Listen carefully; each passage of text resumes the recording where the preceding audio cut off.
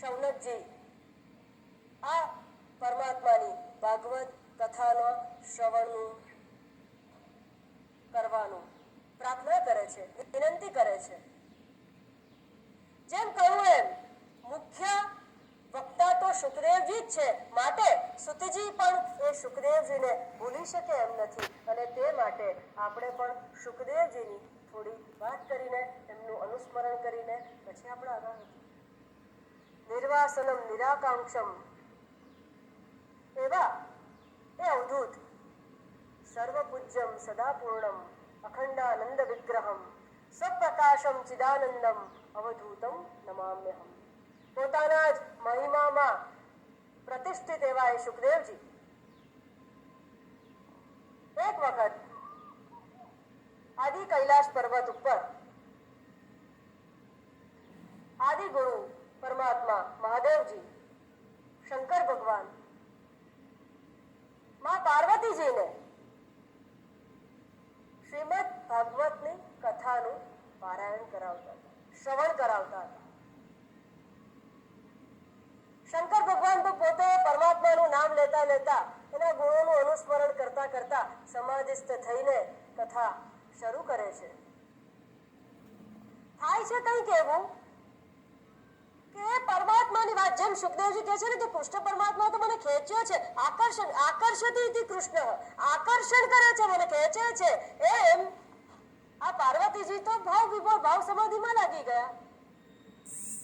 વક્તા શ્રોતા બંને ભાવ સમાધિમાં, પરમાત્માનું શ્રવણ ચાલુ છે. હવે થાય છે એવું કે આ શ્રીમદ ભાગવત કથાનું અમૃતની કોઈ તુલના જ ન કરી શકાય. ત્યાં એક મૃત પોપટનું ઈંડું પડ્યું હતું. હવે આ અમૃતની અસર કઈ કેવી થઈ, આ કઈક એવી શક્તિનું સંચરણ થયું કે જીવંત બની ગયું. એમાંથી એ શુકજી બહાર આવ્યા, નાનું પોપટનું બચ્ચું. અને શંકર ભગવાન જ્યારે કથા કહેતા હતા ત્યારે અનાયાસે પોપટ કંઈક બોલે છે અને શંકર ભગવાનને લાગે છે કે પાર્વતીજી પ્રતિસાદ આપે છે અને કથા ચાલુ જ રહી. કથા વિશ્રામ થઈ ગયો, પૂર્ણ થઈ કથા. શંકર ભગવાન કથા શ્રવણ કરવા પહેલા પાર્વતીજીને પૂછે છે કે જો અહીંયા તારા અને મારા સિવાય બીજું તો કોઈ નથી ને? બરાબર ચકાસી.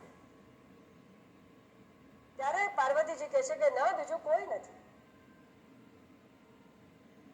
પણ આ શુકને જોઈને, નાના બચ્ચાને જોઈને શંકર ભગવાન અત્યંત ક્રોધિત થઈ જાય છે. કારણ કે પૂછ્યું હતું કે કોઈ નથી. કેમ પૂછ્યું હતું?